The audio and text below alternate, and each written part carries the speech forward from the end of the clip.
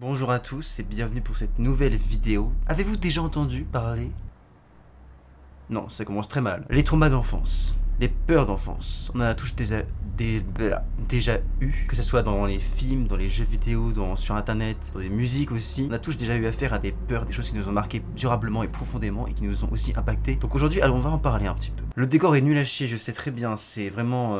Voilà, ma porte en plus, il y a de la peinture qui s'effrite dessus, ça ressemble à rien du tout. Avant, c'était un beau décor que j'avais un setup entièrement orangé, cinématographique. Bref, sans plus tarder, commençons la vidéo sur les peurs d'enfance. Je vais parler des miennes pour le coup, pour cette vidéo. Mais dans la prochaine vidéo que je compte faire une vidéo sur vos peurs d'enfance. Sur vos... Oui, ça fait un peu fait le up de faire ça, j'avoue que je me suis un peu inspiré de lui. Pour en faire une vidéo, tout simplement pour en parler entre nous, ça peut faire du bien. Même si la communauté que j'ai est un peu dead en ce moment. Sur ma dernière vidéo, j'ai vu qu'il y avait 0 commentaire.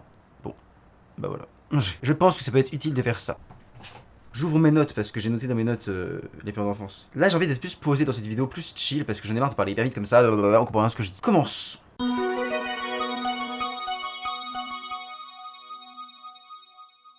Je pense qu'on connaît tous Blanche-Neige et les 7 nains. Voilà, je pense qu'il est inutile de vous rappeler ce que c'est, hein. On connaît tous l'histoire. C'est un film Disney sorti en 1937, réalisé par Walt Disney Productions. J'adore parler anglais. J'avais le DVD quand j'étais jeune, j'avais le DVD de Blanche-Neige, j'avais le coffret collector. Et dans ce DVD, évidemment, comme tout DVD qui se respecte, il y avait un menu principal. On pouvait choisir les films, les bonus, les chapitres, tout ça. Un menu principal, quoi. Je sais pas vous expliquer ce que c'est. Ah, ce colis, c'est un peu. Et donc, dans ce menu principal, il y avait une petite particularité parce que le design du menu principal était dans le château de la belle mère de Blanche-Neige. C'était entièrement sombre, dans un château, son palais. Et donc, dans ce menu principal, on était face au miroir. Qui a une tête. Il a une tête, ce miroir. La voici. Par les vents et les ténèbres, je te l'ordonne. Parle! Et montre-moi ta face. Que veux-tu voir, reine? Effrayant, n'est-ce pas? Moi, j'avais peur de ce miroir quand j'étais petit. Je me cachais un peu quand il apparaissait. Il y avait d'abord les flammes qui apparaissaient, et ensuite on voyait la tête du miroir.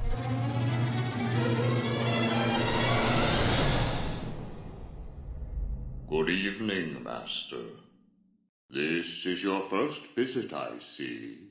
Parce qu'en fait, quand on cliquait pas pendant un certain temps, il nous disait des phrases comme allez, dépêche-toi, ou alors je n'ai pas trop de temps. Is it something I said? I don't have all eternity, you know. Je ne sais plus exactement ce qu'il disait parce que ça fait des années que j'ai pas vu le film et des années que j'ai pas vu ce DVD parce qu'il est cassé, je l'ai pété en deux. Mais je me rappelle très bien de ce qu'il disait et ça faisait flipper parce qu'en fait quand t'es gosse et que t'as un miroir en face de toi, un miroir déjà qui fait un peu bader avec sa tête toute verte, qui te répète en boucle que tu n'es pas assez actif, que tu devrais te dépêcher à cliquer sur le bouton sinon bah il te met la pression en fait, tout simplement, il se passe rien, mais c'est une pression de malade quand t'es gosse de voir ça. Pourquoi tu ne bouges pas ton cul?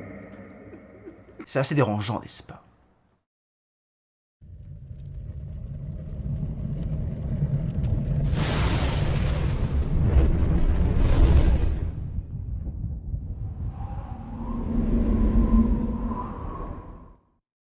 La Belle et la Bête 2. Le film qui a flop après le succès de La Belle et la Bête 1 qui est sorti en 1994, je crois. La Belle et la Bête 2 sort en 1998 et voit le jour en 1998. Et ce film en fait est un miquel, je sais pas comment on dit quand ça se passe au milieu de l'histoire du 1. En fait dans l'histoire du 1 il y a le début, le milieu, la fin, et ce film, le 2, se passe au milieu du premier film. Donc je sais pas s'ils ont dit un miquel ou un... Pas le prénom Miguel, mais le miquel, enfin je sais pas. Et donc dans la timeline, Gaston, le méchant du 1, est encore vivant, mais ce n'est pas sur lui qu'on va s'attarder comme méchant principal de l'histoire. Et non messieurs dames.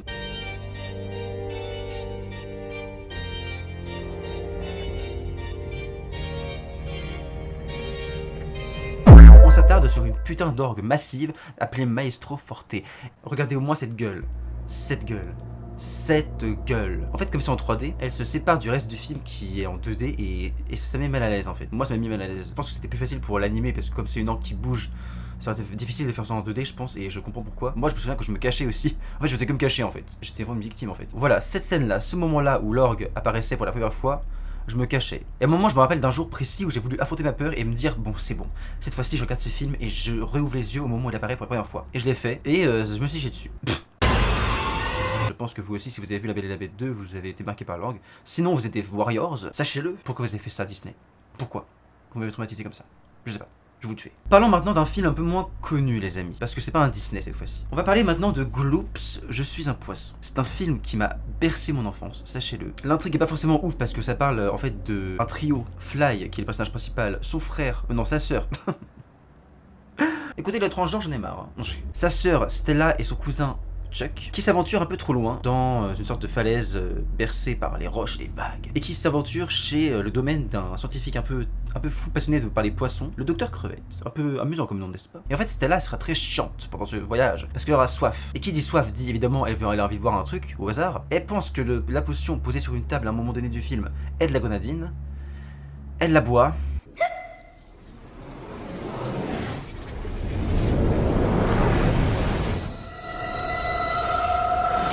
Et elle devient une étoile de mer.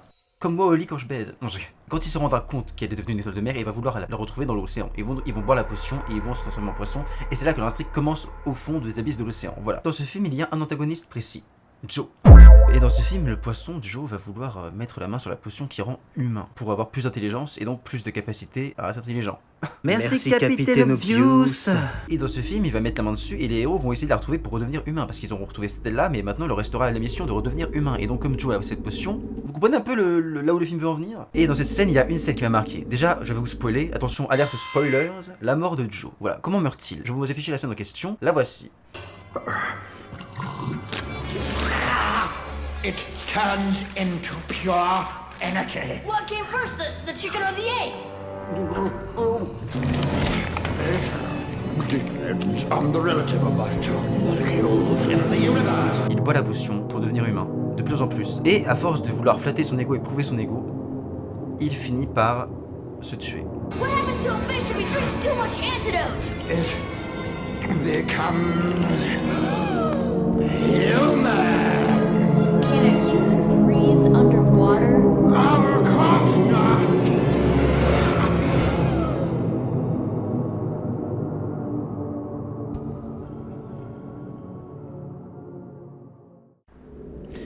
Voilà, c'est très dérangeant pour un enfant de voir ça, n'est-ce pas? Comme mort d'un méchant. Déjà de base dans Disney il y a des morts très sombres, mais dans ce film là je vous garantis que déjà que l'ambiance est très sombre, les décors sont très sombres, le mélange de 3D et 2D fait aussi cet effet un peu de Uncanny Valley que je vous parlais tout à l'heure. Mais il y a aussi un truc qui m'a dérangé dans ce film là, c'était le menu principal non seulement qui était très silencieux, et dans les bonus il y avait un jeu en question qui m'a marqué, qui s'appelle Nourris ton poisson, prends soin de ton poisson, un truc du genre. Dans ce jeu, on avait un bocal avec un poisson qui tournait à l'intérieur et on devait le nourrir dans une quantité adéquate de bouffe. Si c'était trop, il devenait trop gros, et si c'était pas assez, il devenait trop maigre. Il devenait malade, tout vert, tout gros. Et regardez.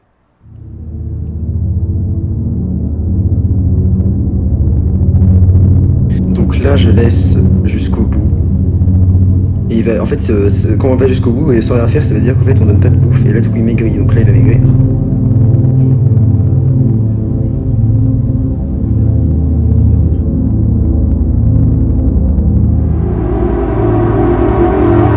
Ça fait flipper parce que t'as un timing. En fait, ça fait pas peur comme ça, mais quand on est petit, genre moi, quand j'étais petit, ça m'a vraiment hyper fait flipper, genre. Ça m'avait dérangé à la mort. Pourquoi? Parce que déjà l'ambiance du jeu était très sombre, très oppressante. Et dans ce jeu là il y avait aussi un mec en voix off qui te disait quoi faire. Et que si tu faisais de la merde, il te faisait bien comprendre que tu faisais de la merde en disant ça. Aïe aïe aïe, tu n'as pas réussi à prendre soin de ton poisson. Regarde-le, il est tout maigre. Je sais pas, il avait une voix très rauque ce mec là. Et le fait de savoir que t'as fait de la merde, plus une voix qui te dit que t'as fait de la merde, en te faisant culpabiliser à la mort, c'est dérangeant. Et de voir en plus l'état du poisson qui est tout vert. Je sais pas, ça m'était mal. Ça m'a mis tellement mal. Et puis la voix était très calme et très neutre. On aurait dit une voix de robot. Je sais pas qui a pris ce mec, qui a embauché ce mec pour faire ce bonus. Mais franchement, il devrait être viré au plus vite. Il va traumatiser, putain. Vous comprenez ça? Dans Casper maintenant. Casper le film, qui est sorti en 1996, je crois. Et qui est un film qui retrace l'histoire de Casper avec une famille qui emménage dans un manoir hanté. Avec donc hanté par Casper et ses cousins, je crois, qui sont totalement cons et hargneux et abjects. Et donc dans ce film, il y a une scène qui m'a marqué où le père de famille, enfin le père qui est veuf, aménage avec sa fille donc et finit par découvrir la salle de bain. Il teste un peu le miroir et en fait à ce moment-là, ce qu'il ne savait pas, c'est qu'il était possédé par un des esprits de l'oncle. C'est pas ses cousins, c'est les oncles de Casper. Au début, il comprend pas trop ce qui se passe parce qu'il est possédé. Donc évidemment, cet alter ego qui sont en train de jouer avec lui parle devant le miroir. À un moment donné, il se transforme en Mel Gibson. Du coup, il se regarde un peu en mode regardez comment je suis BG. Et à la fin, il se passe ça.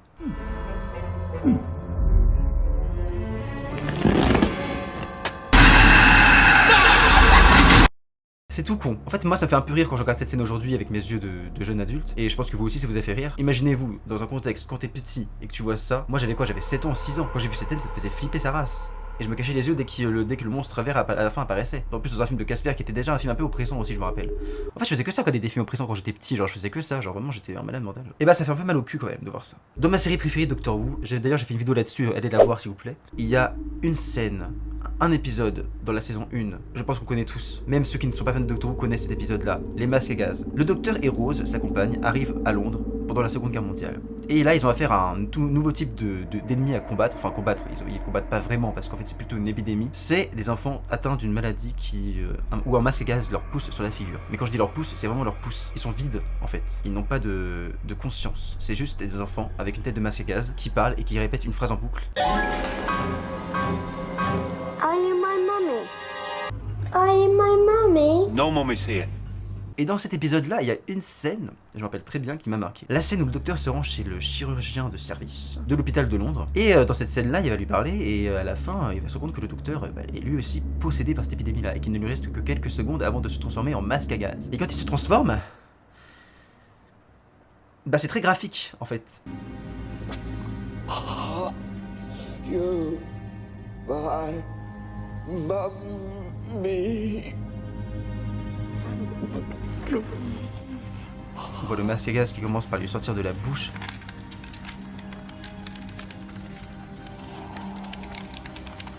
Ensuite ses yeux qui virent au globuleux, tout sombre, tout noir. C'est assez cauchemardesque comme vision. Moi aujourd'hui quand je regarde ça fait plus rien évidemment, hein, parce que j'ai grandi. Parce que je regardais ces séries quand j'étais enfant, quand j'avais genre 8 ans, 7 ans. Quand j'ai vu ça à la télé ça m'a marqué, pour toujours. Quelle idée, Steven Moffat. Quelle idée te pousse dans ton esprit? Parce que c'est Steven Moffat qui a écrit cet épisode-là et qui l'a produit. Je veux ton inspiration. Moi aussi j'écris un scénario, moi aussi je veux des inspirations comme ça en fait. On en a fini avec la partie film et série. Il y avait un peu des séries dedans aussi, voilà, Doctor Who. On va commencer maintenant avec la partie jeux vidéo. Est-ce que vous êtes déjà tombé, pendant que vous jouez à un jeu, sur un écran d'erreur, sur la pression que ça te met? Il y a quelques exemples, hein, notamment le Red Screen of Death dans la PS2.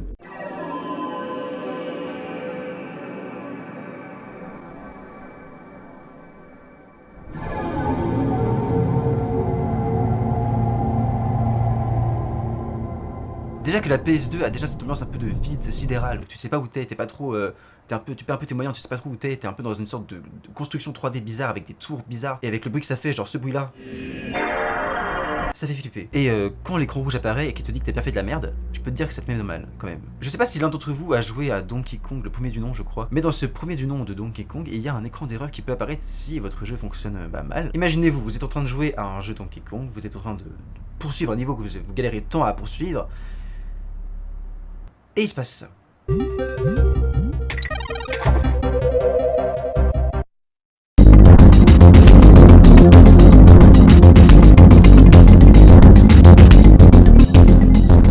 Qu'est-ce que c'est que cette musique? Qu'est-ce que c'est que cet écran sombre? Qu'est-ce que c'est? Pourquoi Donkey Kong se planque? Pourquoi ils te mettent une musique d'action à la Tekken? Je veux dire... Je sais pas. Les écrans d'erreur de jeux vidéo ça peut marquer parce que non seulement ça peut, quand t'es enfant ça peut te marquer à cause de l'ambiance de l'écran d'erreur, mais en plus comme c'est un écran qui te dit il y a une erreur qui a été détectée, je veux dire encore la console aurait marqué une erreur est survenue, la console s'est éteinte, par exemple. Ça aurait été moins effrayant que une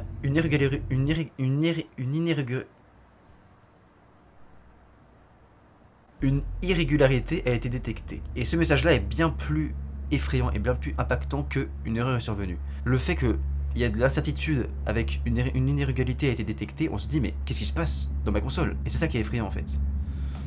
Pour les adeptes de Tomb Raider maintenant, ceux qui sont fans des Tomb Raider classiques précisément, Tomb Raider 3, sorti en 1998, mon Tomb Raider préféré, sachez-le. Je pense que je vais faire un classement des Tomb Raider sur ma chaîne bientôt, des classiques surtout. Les Tomb Raider de 1 à 5, c'est les classiques et c'est mes préférés franchement. En plus il y a des remastered qui sont sortis il y a pas longtemps, donc franchement si vous êtes fan des Tomb Raider mais que vous aimez pas trop avant l'ambiance un peu polygonale du jeu, là il y a eu des remastered, donc vous pouvez y jouer sans problème. Dans Tomb Raider 3, à la fin du monde final qui est l'Antarctique, on a affaire à des mutants transformés par la pierre que Willard, le docteur Willard, l'antagoniste principal du jeu, recherchait. Cette pierre est capable de transformer des humains en mutants. Déjà l'ambiance des derniers niveaux est un peu oppressante et sombre et glauque. On ne sait pas trop où on est, on ne sait pas trop ce qui a été creusé ici, ce qui se passe. On atterrit dans une ville fantôme appelée la cité de Tinos où plus rien ne se passe, où il y a des guêpes qui apparaissent, qui spawnent à l'infini, et t'es tout seul face à des mutants. Franchement Tomb Raider 3 a des niveaux finaux marquants. Mais à la fin du jeu ce n'est pas tout, parce que le docteur Willard, l'antagoniste principal du jeu, connaît les effets de la pierre qu'on doit récupérer dans le jeu, et lorsqu'il tombe dans la fosse à cratère, il se passe ça.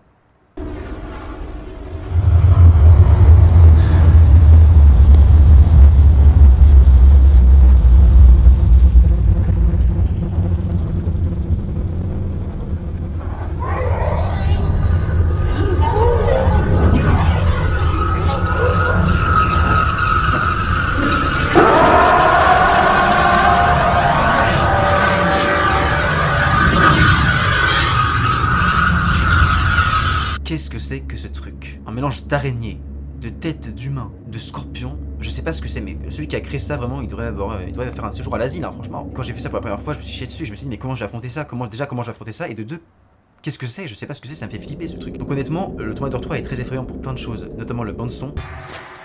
Regardez.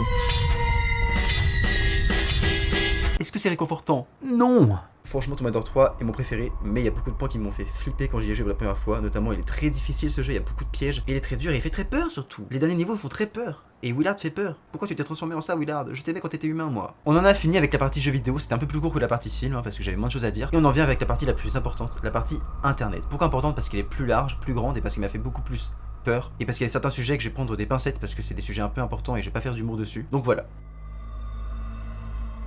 Qui ne connaît pas la creepypasta? Honnêtement. On se base sur de la culture pour faire des histoires d'horreur et des légendes urbaines, c'est du génie, je trouve. Bon, après, certaines sont un peu moins bien écrites que d'autres, évidemment, genre comme Jay the Killer, par exemple. Mais surtout, ce qui marque, c'est comme l'a dit Feldub dans une de ses vidéos, c'est les images des creepypasta. L'image de SmileDog.jpg, l'image de Eyeless Jack, l'image du suicide de Carlos. Pas Carlos. L'image du suicide de Carlos m'a marqué parce qu'elle est en noir et blanc. On voit les yeux de Carlos vides, tachés de sang rouge. L'histoire de Carlos qui se suicide parce qu'il a foiré sa prestation de clarinette. Que du coup tout le monde dans la salle s'est payé sa tronche et qu'ensuite il rentre chez lui, qui pleure et qui se suicide. C'est vraiment... Pour moi c'était dérangeant quand j'étais petit. Aujourd'hui je me dis bah c'est mal écrit, évidemment. Enfin je veux dire c'est pas du génie quoi, on va pas se mentir. Quand j'étais petit ça m'a marqué le cul. Voilà. Quoi, les images marquent plus que l'histoire chez les creepypasta. C'est ça leur particularité en fait. L'image de Jeff the Killer qui a marqué beaucoup plus que son histoire à la con. Et j'ai même fait une crise d'angoisse à un moment donné une nuit parce que en fait j'arrivais jamais à dormir. Il y avait une période où j'étais fan des creepypasta où je regardais que ça toute la journée. J'étais sur le site creepypasta forme de crypt. Et franchement j'étais fan de ça, je regardais ça tous les jours et je dis moi qu'une nuit j'ai fait une crise d'angoisse parce que j'ai commencé à avoir des images qui m'apparaissaient dans ma tête. Je sais pas ce que s'est passé, j'ai vu des images qui m'ont mis dans le mal, comme des flashs, je sais pas si c'était une sorte de cauchemar bizarre. Et je me suis réveillé, j'ai fait une crise d'angoisse et j'étais comme une paralysée en fait. Et j'ai pleuré et puis je me suis dit putain plus jamais je regarde de creepypasta en fait. Et après ça j'ai arrêté d'en regarder. Donc ça m'a aidé au final ces crises d'angoisse, merci beaucoup. Et j'ai commencé un peu à m'intéresser les amis aux légendes urbaines de Google Maps. C'est-à-dire les choses qui ont été capturées sur Google Maps, les événements qui ont été capturés sur Google Maps, notamment cette image là. Avec cette femme sur le balcon, défigurée, ce monstre plutôt. La maison en fait après a été floutée, donc on se disait mais qu'il s'était forcément passé quelque chose ici pour que la maison soit floutée, qu'il y avait je sais pas genre une sorte de complot, ou que le propriétaire avait caché un monstre ou quelque chose comme ça. Maintenant on va passer au dernier sujet qui m'a le plus marqué, je pense que c'est pour ça que je l'ai mis à la fin de cette vidéo. Connaissez-vous la chaîne Discovery Science France? Et si oui, connaissez-vous leur chaîne YouTube? Et dont les vidéos qu'ils postaient, notamment les morts insolites qui m'ont beaucoup marqué. La vidéo d'un mec qui urinait à la plage et que du coup il y avait un poisson qui s'était logé dans son urètre pour y pondre des œufs. Ça m'avait tellement marqué, je me disais putain mais plus jamais j'irai pisser à la plage. Ils ont aussi reposté des vidéos d'une chaîne de télé qui s'appelle Body Bizarre. Et cette chaîne Body Bizarre, je vais dire comme ça parce que sinon ça va être trop chiant à dire, regroupait des vidéos d'handicap physique. Des handicaps physiques assez graves en fait, assez sérieux. Et quand j'étais petit, quand j'avais 11 ans, j'étais vraiment matrixé par ces vidéos-là parce que c'était quelque chose qui me faisait peur dans mon enfance en fait. Les défigurations et les handicaps physiques assez importants, les déformations de peau et de corps, c'est quelque chose qui est assez injuste à dire et assez irrespectueux je trouve. Ça me fait honte de le dire, ça me fait du mal de le dire pour ces personnes-là avec qui on doit tout le respect. Je regardais toujours ces vidéos-là à longueur de journée parce que je sais pas, je voulais vaincre ma peur de ça et j'avais peur de ça avant, j'étais trop jeune pour voir ces images-là, peut-être j'étais trop sensible. Quand on est petit, on a tendance à être plus sensible sur ce genre de choses, sur les déformations de corps et les déformations physiques et malheureusement, bah ça peut faire peur. Et je sais que c'est très irrespectueux de dire ça pour ces personnes-là qui vivent dans la souffrance et l'injustice. Mais voilà, moi ça m'a marqué ces déformations-là, sur ces vidéos-là, sur Body Bizarre, sur cette chaîne-là en particulier. Je pense qu'on connaît tous la vidéo de l'homme qui a les plus grosses testicules du monde. Ça vient de Body Bizarre. Quand j'étais petit, je suis tombé sur une vidéo qui m'a beaucoup marqué. Et aujourd'hui, ça me fait plus peur parce que j'ai de la maturité. Mais quand j'avais 10 ans, j'avais peur de cette vidéo-là, sur laquelle je suis tombé par hasard. J'ai reçu un jour une notification de la chaîne Discovery Science France, dont le titre d'une vidéo était Body Bizarre, défiguré par des tumeurs. Et quand je l'ai ouverte, j'ai été beaucoup plus impressionné que par les autres, mais malheureusement ça m'a beaucoup marqué, ça m'avait même traumatisé pendant des mois, j'ai fait des cauchemars sur ça, cette déformation physique était très importante, et quand tu es jeune et que tu tombes sur ça, malheureusement, ça peut te marquer. C'est la première chose sur laquelle je pensais la journée, et la dernière chose à laquelle je pensais le soir. Toute la journée je pensais à ça, et j'ai même beaucoup de fois pleuré, parce que je pensais que j'allais jamais m'en sortir ça de la tête, parce que je pensais à ça tout le temps. Notamment l'histoire de Charlotte Nash, qui est une femme qui a été défiguré par un chimpanzé. Alors qu'en 2009, elle rendait visite à son ami qui avait un chimpanzé de compagnie nommé Travis, qui était aussi une star, une célébrité dont il est apparu dans plusieurs émissions télé. Elle va subir une violente crise de colère de la part de ce chimpanzé-là, qui va soudainement, sans raison, sauter sur elle et lui arracher les yeux, les mains, la bouche, le nez. Et les photos de de l'après de l'accident, on va dire, sont très marquantes. Et si vous êtes sensible, voilà, je déconseille d'aller les voir évidemment parce que c'est des photos très graphiques. Et je suis tombé sur ces photos-là quand j'étais petit, quand j'avais 10 ans. Et en tout cas, les deux femmes auxquelles j'ai parlé dans ces deux dernières histoires-là, ces deux femmes défigurées ont pu subir du coup des interventions totales du visage. J'y pense encore parce que évidemment ça m'accompagne un peu, mais ça me marque plus, ça me fait plus peur parce que je sais que y a plus de raison que j'ai peur de ça en fait. En tout cas bref, cette vidéo est terminée sur mes peurs d'enfance. J'espère qu'elle vous a plu, j'espère qu'elle vous a aussi motivé pour décrire les vôtres en commentaire ou sur Instagram, en story, envoyez-moi en message privé aussi, pourquoi pas. Ça m'intéresse fortement et j'ai trop envie de faire une vidéo par rapport à ça, ça m'intéresse de ouf, c'est un sujet qui m'intéresse vraiment de ouf. Qu'est-ce que tu fais? Oui, c'est bon. La vidéo s'achève, merci à vous d'être resté jusqu'à la fin, elle était un peu plus longue que d'habitude parce que on a parlé de beaucoup de sujets différents. Enfin bref, j'espère que vous allez vous porter bien. Ciao tout le monde. Putain, j'ai ok maintenant. Heureusement que ça vient maintenant, heureusement que ça vient maintenant et pas pendant la vidéo. Ciao tout le monde et à bientôt pour une prochaine vidéo grave.